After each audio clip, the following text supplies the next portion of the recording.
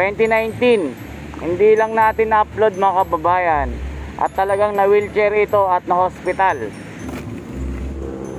Yeah! Hindi ako makalusot. Yeah! 2019. Hindi lang natin na-upload mga kababayan. At talagang na-wheelchair ito at na-hospital. Dinala ng Romaragasang ambulansya at kinarga siya papuntang hospital.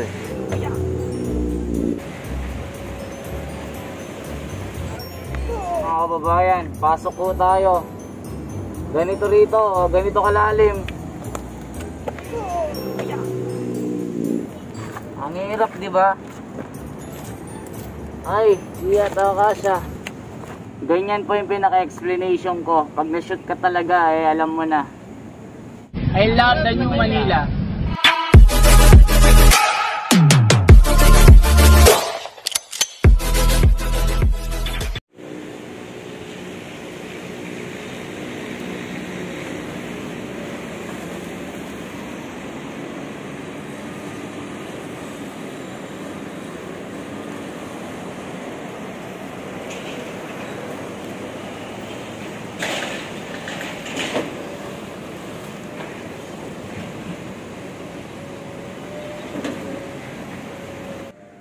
At update lang po natin itong tagas dito. So hanggang ngayon wala pa po. Para lang malaman nyo yung mga development. So antay po tayo sa mga gagawin po ng ating gobyerno para masimulan itong matapalan. So antay-antay lamang mga kababayan ha. Kasi tayo araw-arawin po natin ito para makita natin yung mga matatapos. At yung mga mga nagbaba sa akin na kung bakit ganito yung boses ko, pasensya na po kayo. Ito talaga yung tunay na Pilipino. Mala announcer sa kabayo yung aking boses. Yung sinasalita ko alam nyo na. Pinoy na Pinoy. Hindi ko kailangang magpasosyal, hindi ko kailangang mag-English dito para lang maintindihan nyo ako.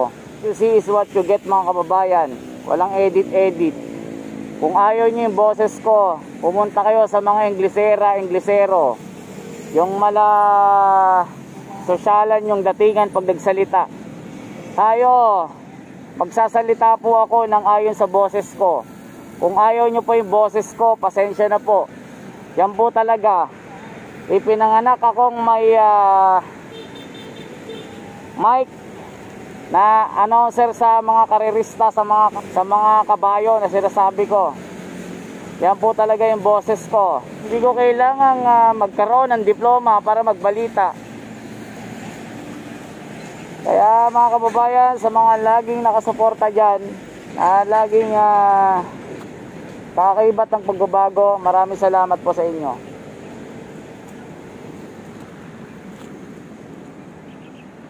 So yan po yung yung bago dito. So check natin mga kababayan pasukin natin ito.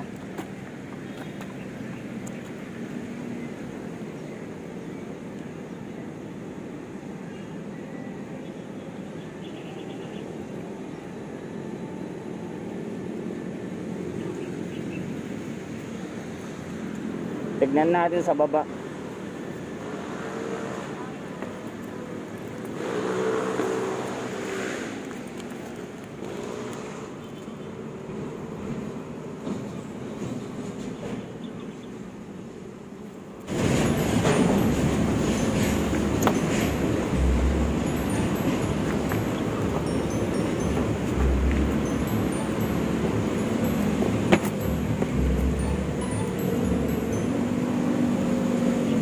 Ganito po, hindi pa nagagawa.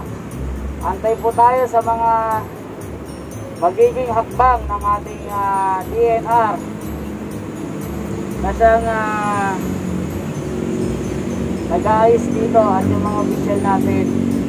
Tayo lang naman ay laging magbibigay ng development, kung ano yung matatapos. So abang-abang kayo mga kababayan ha, kasi nandito lang po tayo para maghatid sa mga balita. Tutulong po tayo sa ginagawang pagsasaayos ng ating kalikasan.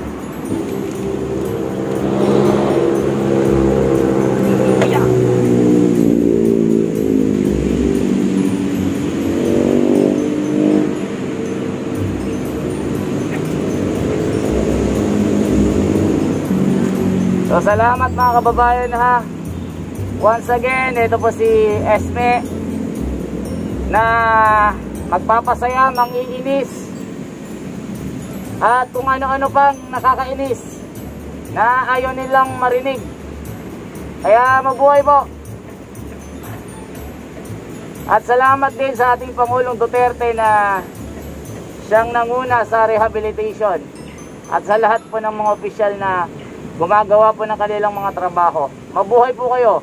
Kayo po ang kailangan ng sambayan ng Pilipino para umunlad ang ating bayan, lalong-lalo na ang ating kalikasan. Ayan o, hanggang dito na mga kababayan yung binungkal.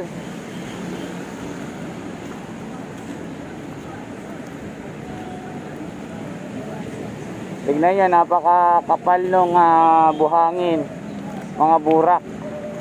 Kaya nila kinakalkal ito. Galing din kasi ito sa Manila Bay yung mga buhangin dito. Kaya pag hindi nila inukay ito, alam nyo na.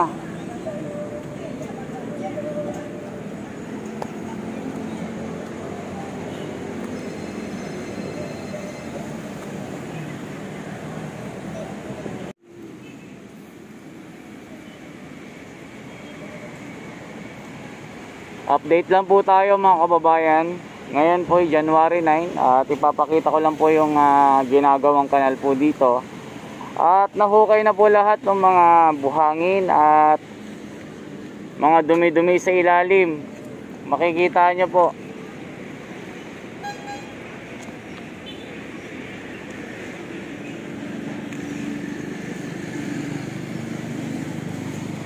So nakakatuwa ito mga kababayan pag natapos na.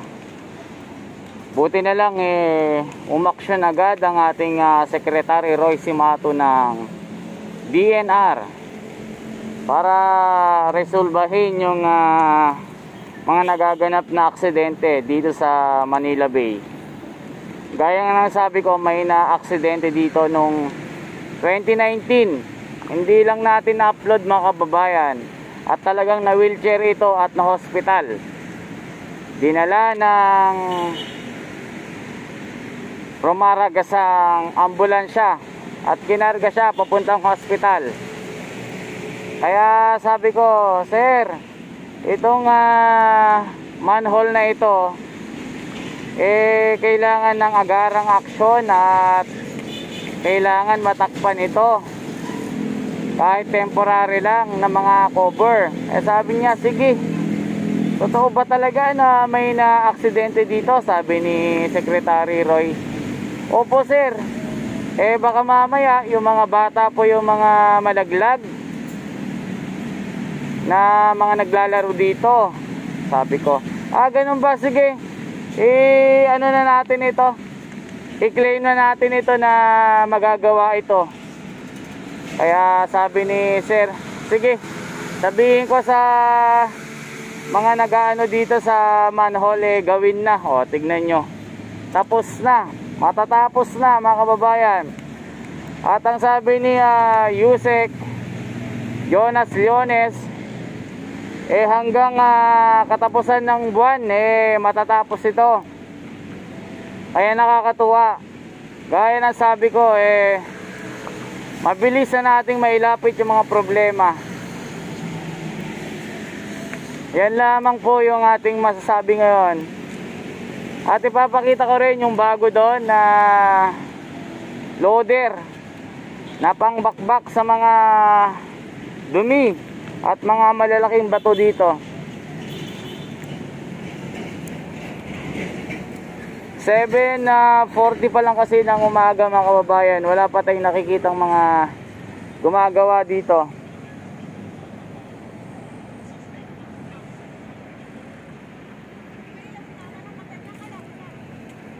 So ito na yung yung kahapon na pinakita ko.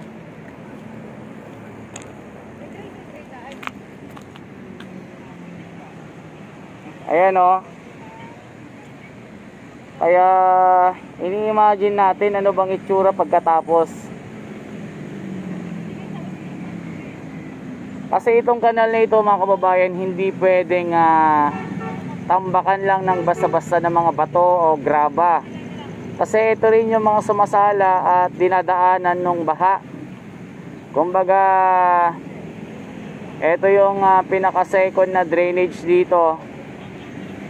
Para pagka may mga makakatulong din itong drainage na ito. Kasi pag tinambakan mo lang ito, magiging siya, parang magiging useless siya. Kaya ang ginawa ni si Matu at yung mga kasama niya, sila Director Jake Naimban, aayusin ng pulido.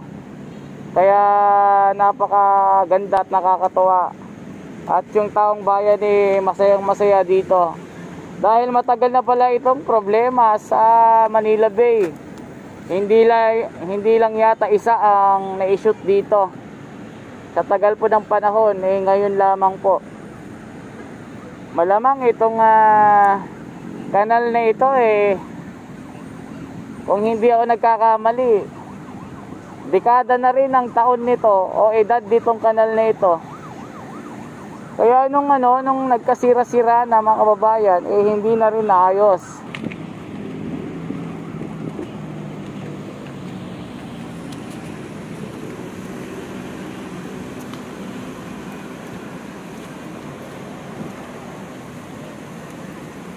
So napakahaba nito mga kababayan, hanggang doon sa may US Embassy ito.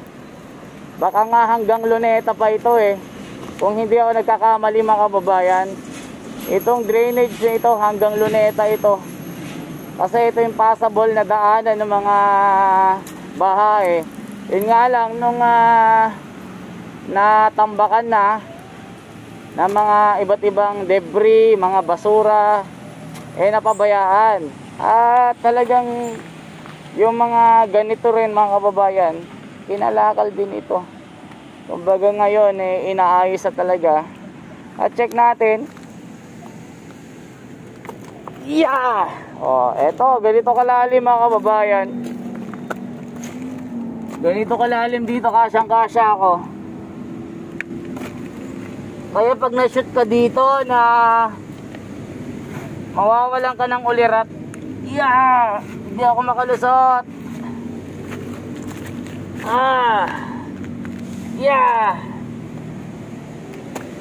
Ganyan ang itsura.